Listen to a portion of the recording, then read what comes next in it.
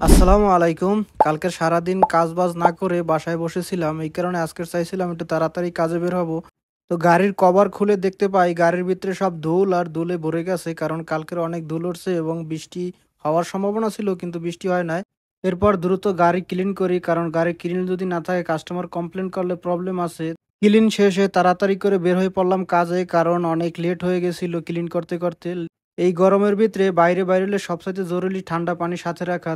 তো আমি বাকালা থেকে পানি ও কোল্ড ড্রিঙ্ক নিয়ে চলে আসলাম কাজে মার্কেটের ভিতরে। তো মার্কেটে আসার পরে যা জানতে পারি যেন অর্ডারের অবস্থা অনেক খারাপ। সারাক্ষণ অনেক মানুষ বসে আছে, কোনো অর্ডার পাইতেছে না। শুধু আমি একলা না, অনেকেই বসে বসে অপেক্ষা করতেছিল অর্ডারের জন্য। তো আমি প্রায় রাত্রির ৮টা পর্যন্ত অপেক্ষা করি, কোনো অর্ডার আসছিল না, কি করার। তো যখন ৮টা বাজে তখন চিন্তা ভাবনা করি যে না, এখানে থাকলে আর অর্ডার পাবো না। তো গাড়ি নিয়ে চলে গেলাম একটু দূরে, এখান থেকে প্রায় ২৫ কিলোমিটার দূর।